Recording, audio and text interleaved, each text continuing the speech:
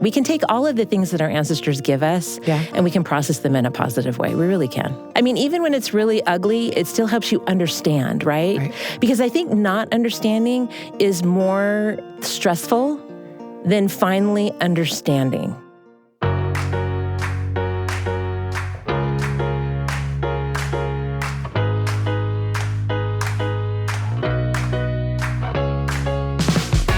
Welcome to The Lisa Show, where we take a good look at life.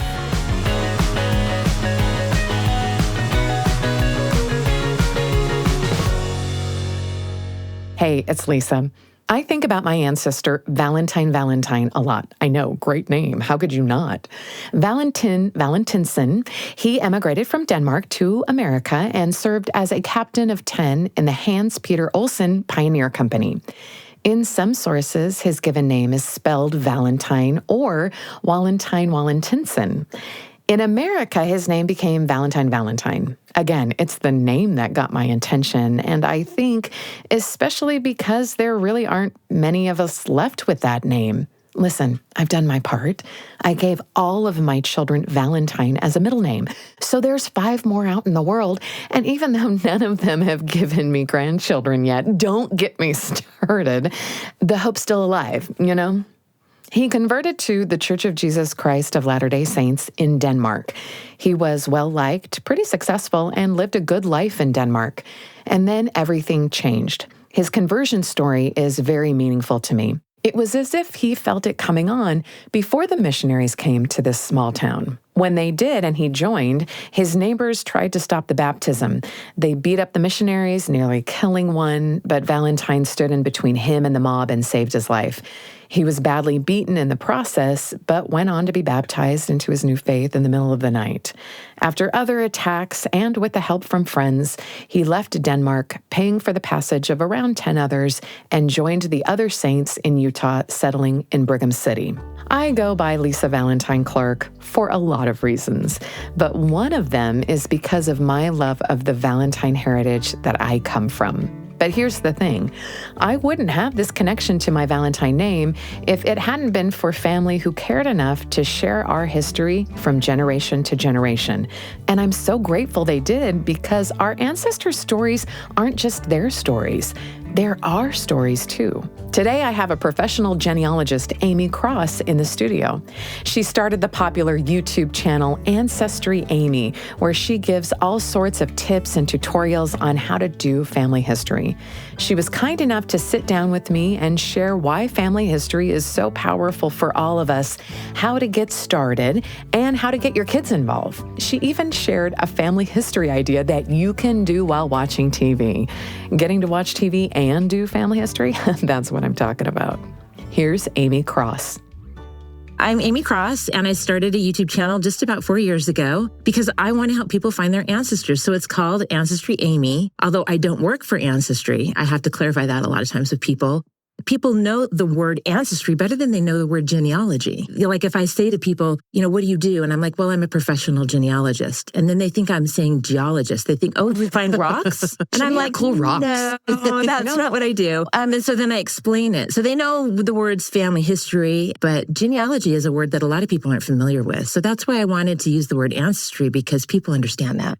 When they want to understand where they're from, they know that that's ancestry. And that's great. When did it become a passion for you? Actually, when I was younger, both of my grandmothers were into family history, and I'm the only granddaughter on both sides. Sometimes older people can be intimidating and kind of scary for little kids, but I love to hear their stories. So when I was a teenager, I started working on family trees with one of my grandmothers, and it just became something that I was interested in. Let's not even talk about how many years that's been. Oh my gosh. It's been a long time.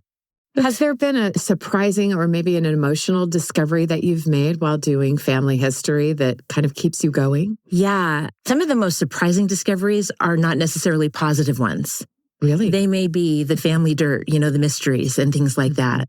But I actually think those are really helpful because a lot of times they help people understand their families better. Like my grandmother used to say that my great-grandmother's family didn't really like my great-grandfather, but she'd never tell me why. Well, I figured it out finally. And there was a divorce, and it was in the newspaper's kind of divorce. And that newspaper told me some things that, oh, that's why. Now I understand. And I know other people that have suffered from even more serious things in their family, right? And when they can understand sometimes where some of those things come from, then I think they're able to process it a little bit better. Krista Cowan is a friend of mine who works at Ancestry, and she says families are messy. And it's true. So sometimes when you find that dirt, it can be interesting, right? But it can also be illuminating. We can take all of the things that our ancestors give us, and we can process them in a positive way. We really can. And even when it's really ugly, it still helps you understand, right? Because I think not understanding is more stressful than finally understanding. I have a friend of mine who has discovered that her family were people that were enslavers. And then one other ancestor was an overseer. And it's been an emotional journey for her. But she's trying to take it and do good with it and help people discover who are descending from those that were enslaved by her family, helping them find their families. Wow. That's so powerful. Even I really honestly do believe that the negative that you can find can be turned to good. And there's so much good, though. You know what I mean? Right, it's like, I don't want to dwell on the negative. I mean, to find out, like, your family came over with a trunk and $10 from wherever, or maybe not even a trunk, and you think about what your family went through to start their lives and to come not speaking a language, to be so brave. And I think that's why it's so good for kids, to learn about their family. It helps them be brave when they learn that their great-great-great-grandfather did this or did that. It gives you power. It's cool. Oh, that's so inspiring. I think that's so great. You talk to a lot of people. You've helped thousands of people with family history. I'm wondering if you'll talk a little bit more about why you feel like it's so important. I think it's important because regardless of what you believe religiously or spiritually, I've never encountered somebody that gets into family history that doesn't have kind of a spiritual type of experience with it. I used to make a lot of books for clients. I've never handed a book that talked about their family to a client and not had them cry, ever. I mean, just learning about your family is a very transformative experience. It really is. And I wish that I could express that more to people because there are so many people that they just think, oh, I can't do that. Or maybe they just haven't felt it yet, The pull. The pull, yeah.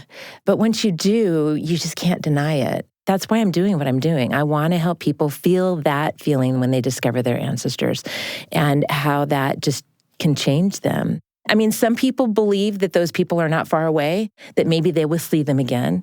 Other people don't believe that. And I have had friends in both camps, but I've never had any of them that haven't felt something when they've learned something meaningful about their ancestor. So regardless of what your belief structure is, I think it can be a really rewarding thing for you. And I think it's good for your kids. And there's been studies done. BYU did one. Emory University did one. There's been multiple studies by psychologists about the powerful effects on children of learning about their family history. I mean, significant. They're much more emotionally stable, and they feel more confidence in who they are. And how do you explain that? You know what I mean? And if it's good for your kids, you can't deny it's good for you too. Right. If it's having that effect on your children, it's got to have a positive effect on you too.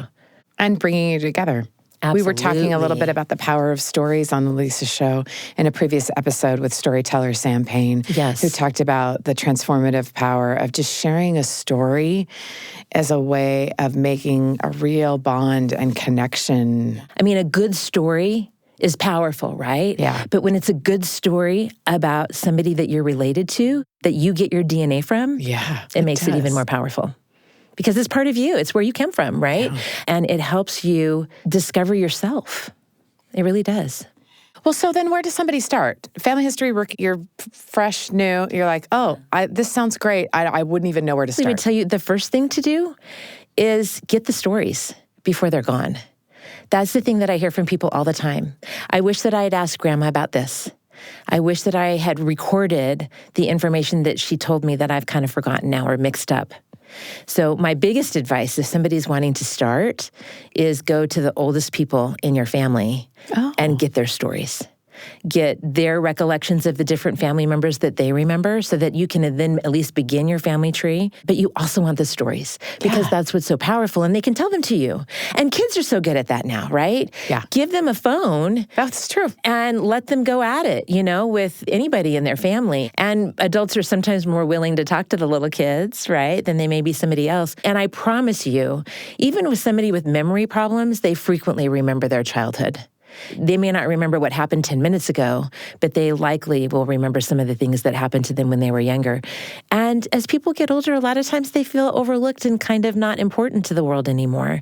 What a great way to honor them. And on my website, I have a handout where you can find out more about just a list of questions, or you can Google it. You know what I mean?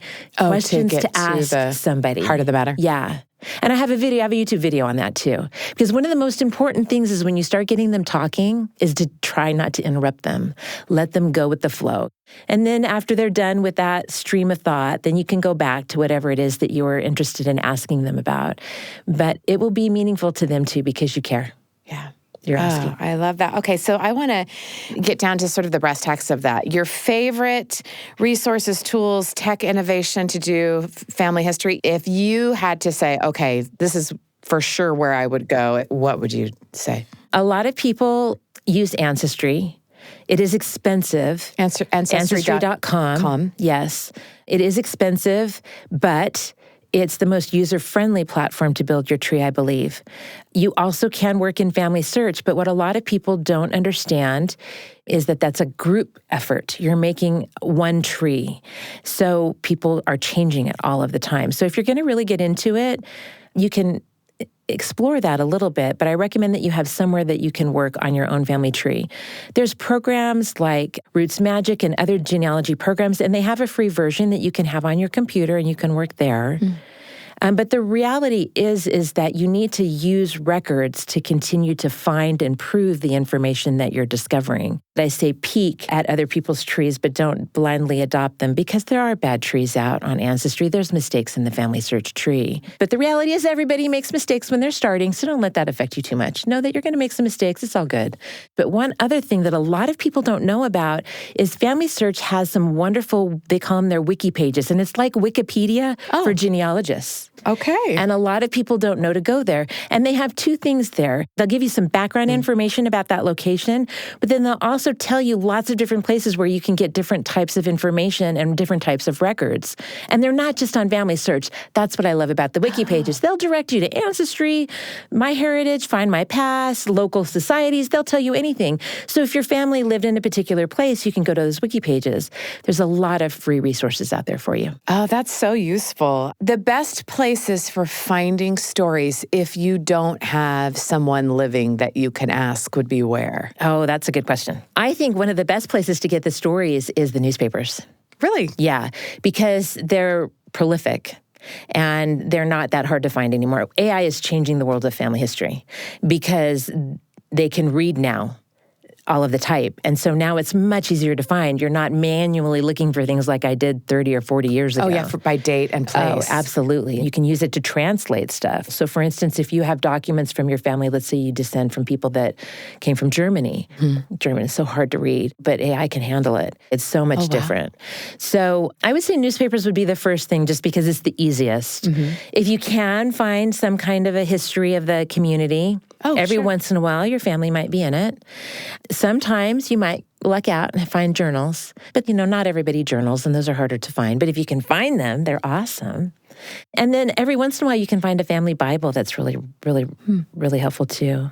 But it is harder to get those stories. That's part of the reason why I really try to drill into people.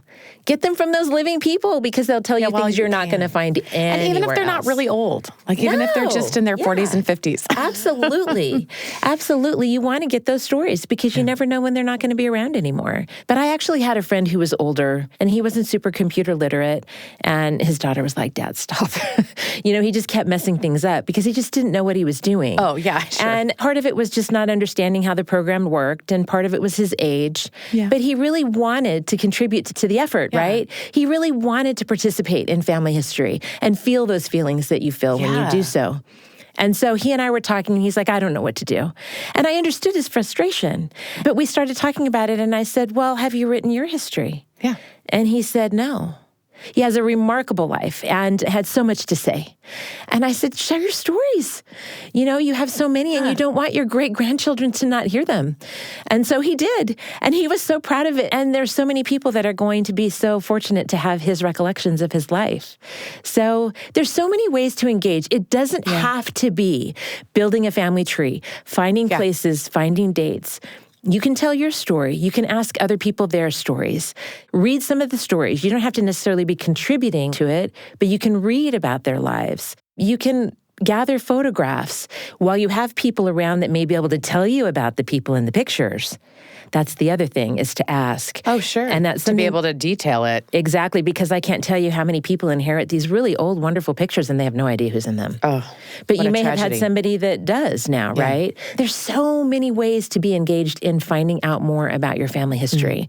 When my late husband was diagnosed with a terminal disease, that was one of our first thoughts is you've got to get all your stories down and tell your family story, your personal history in your own words. Yes. Because I desperately wanted that for my children and for our non-existent grandchildren, that are just a hope right now. And to have those written, it's just such a treasure for my children. After he passed, I asked for stories. Yeah. I said, from other people, like some of you have stories that I've never heard about him. Will you send them to me? Will you write them down and send them so that I can give them to my children? And a lot of people did. That's another way. Yes. And I just think, why do we wait until someone's gone? Yeah. To ask for those sort of stories. I have a friend who's a great journal writer, and every once in a while he'll send my family a journal entry from years ago, like when we were younger and had little kids and things, and his recollection of shared memories. And he'll just photocopy and send us an excerpt from his journal about what he wrote and remembered at that time. And it's like gold. Yeah. It is. It's so fun. I know, me too. I should do better. That's what I know. I'm like actually surprised that you would say that because you're talking about journals. And my mom is like kept journals like her. She has these red journals that she's kept her whole life where she could go back. Oh, I know when you got the chicken pox. I know the exact date. I know when the last time you went to because of her journals. And they're like amazing. And you'd think with such a great example, I would be better at it. I'm like, this is so important.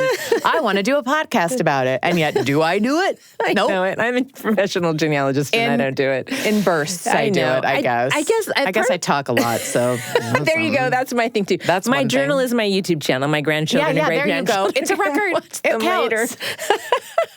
Well, I always joke with my friends that, like, when someone died, you used to give them a shoebox of some old photos and maybe some forms or something. And now it's like, what's their Facebook password? Yeah. You need to know a bazillion passwords. What is some advice that you would give for somebody who wants to sort of preserve their memories digitally that maybe they should be thinking about? Absolutely. I actually did a video because I live in an area in California that was affected by the fires. Yeah, there you go. Yeah, and my house was spared, but it wasn't by much.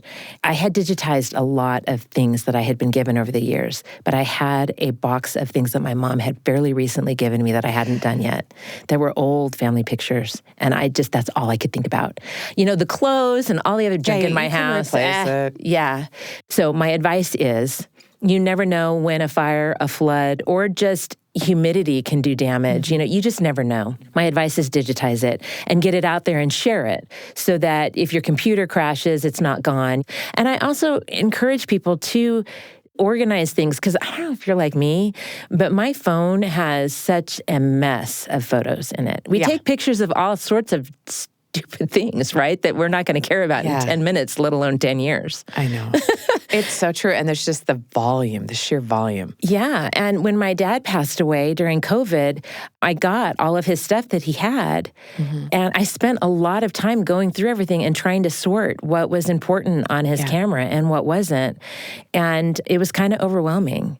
So when you can think about how can I organize my life so that it makes sense to people that are going to inherit it whenever they do. Yeah. Do whatever makes sense to you, and you may change it later. You may move it around a little bit, and that's fine. Are there certain best practices for documenting, preserving the history that's happening in families? First thing is, like I said before, digitizing the stuff. So scan things. Scan it. Get it on a hard drive. Get it in the cloud. All the things. Exactly. So that it's preserved and it's shared, right? Because the other thing that happened is one person in a family has inherited a bunch of junk. Right. And then their kids get it and they don't know what to do with it and they chuck it. Whereas somebody else in the family would have loved to have had that. Right. So when you get it out there and you share it, it's a really positive thing. I also think we're moving away from books in our world, and you can do them digitally too. The old genealogy books, oh my gosh, kill me now. They are so boring. But with images now, there's so many fun ways that you can make a book where you can tell the story to your family.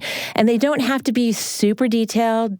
The other thing that you can do, I created a card game for my grandkids. Really? I have a couple cards. I'll show them to you later. I have 9 grandkids that are 10 and under. And fun. They're all really close in age. And I wanted to find ways for my kids and my grandkids to connect with their ancestors. And so I made these cards, and they have a picture of the individual along with some basic information in their name. And my grandkids and I have been playing the game before they could ever read. So like one of my granddaughters will hold it up and say, Mimi, do you have this person, you know? And then we'll play Go Fish, or we'll play the memory game where they turn them over. And it was so funny because not long ago we took our grandson on a little special trip. And we're in the back seat. He and I, my husband's driving, and we're playing this card game. And whenever he got a match, then my husband and I would tell him a story about that person. Oh, how fun. And what was really cool, and you have kids, so you know how long memories are with kids sometimes, right? But a couple of days after we got home, we were playing with his siblings, and he remembered a number of the stories that we told him. Wow. Which to me is... It's the whole point. Exactly. And he gets to see their faces. And this grandfather, you know, was a cowboy, and this one worked on ships. And for little kids, it's just cool. No kidding. There's so many ways that you can share your ancestors with your family. It's just finding what works for your own family. Well, I would never think of like a card game. You know that Guess Who game? Yeah.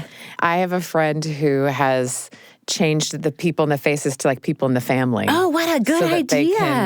And I think, especially like if you have cousins and family that's spread across and that you don't spend a lot of time, like how fun would that be? My family of origin growing up was away from the majority of the family who all lived in one state, and we lived in a different one. And my mom would make like a poster board and with the family tree with like their pictures so that we would know which cousins go to which aunt and uncle, because it is a rather large family. And it was fun. I can still see that in your head, right? pictures in my head. Yeah.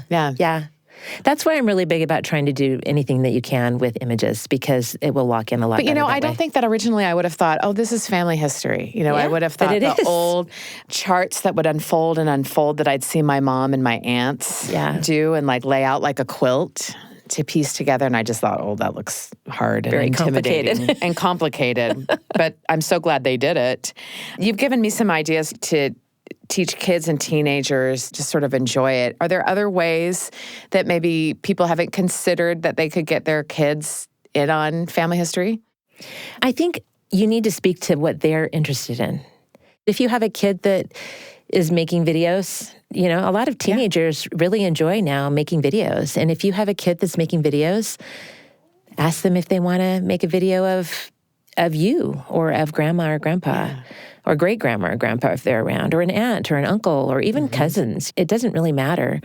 Speak to their strengths. If they like doing the research, it's like being a detective. You know, it's like solving a mystery. Yeah. And I love that, obviously. And so some kids might really enjoy that part of it and might want to work on it.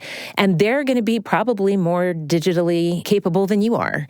And so let them do it. Let them speak to their strengths and let them go on those websites. And they're going to be able to do searches and stuff so quickly. And you can talk to other people that are involved in family history that may know your children and say, what do you think would be something, you know, that Johnny could do, you know, to help us with family history in our family? And they may have some insight because they know your family and maybe they know a little bit more about family history. And a little bit more about the technology that's associated and programs that you might not even know. Yeah. Oh, I like that. So for those of us raising families in the busyness of it all, there's got to be some sort of family systems or practices, things that we could be gathering or doing, even though time is very limited. What can somebody do in the next 10 minutes? Like if they said, okay, I have 10 minutes right now to do something with family history, what would you tell them? I would say gather a story, or I would say read something that is available to you about your family if you have things out there. I think those are the two things that really you can do in 10 minutes. If you're working on something, you can spend 10 minutes on something and then just leave yourself a note. I left off here and I want to come back to it again. But I think the most important things are really to gather the stories and then to spend some time trying to learn more about your family. So if you know that your family descended from Revolutionary War soldiers, somebody could learn a little bit more about that unit that they were in and what happened. Mm-hmm. We talked about not being great journalers, but I actually think if you can do that a little bit, even if you just write a sentence, Johnny did something so funny today, I think that's really helpful because as much as you think when you have young children, you're never going to forget these adorable things that they do, you will. I know. And that can be part of your family narrative that means a lot to your children when they've grown up. So even just at the end of the day, a line or two about what happened that day. Just what happened. And then the other thing, too, that I would recommend is we're not taking photographs and developing them anymore, right? It's all digital.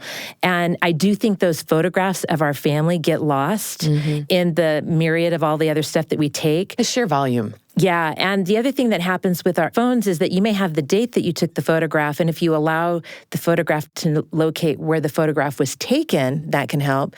But some people, for good reasons, don't do that. Oh, sure. Then you go back 10 years later, and you're looking at that, and you're thinking, I have no idea what this was about. Yeah, how do I find this? So maybe if you can start annotating some of your photographs in some way, I think that would be really helpful, because otherwise it may be a very overwhelming task to you later, something that you could just do while you're sitting and watching TV. There's no formula. You don't have to do anything a particular way. That's the biggest thing that I want to communicate today with you guys, is I want people to know they can find out about their ancestors in so many different ways. Don't let anything stop you from giving it a shot, however you want to. Did you think you had to wait until you were retired to dip your toes into family history? Did you think it was all about pedigree charts and scrolling through microfiche? Did you think that you were just going to have to learn a foreign language to read stacks of census records? I did, and boy, was I wrong. Talking to Aimee made me realize two things. First, doing family history is becoming easier and easier with technology and AI and family history applications like Ancestry.com. Second, our family histories are made every day, and we can begin documenting those by recording a family member telling a story, or organizing our photos while we watch TV, or writing a few lines in our journals each day, or having our teens use their phones for something productive for once by filming family gatherings. We may not have epic stories or names like Valentine, who trekked thousands of miles next to a covered wagon to a better life. But with every 10-minute effort we make to connect our families to our stories, we're making some pretty important footprints of our own in the journey that is a family's history.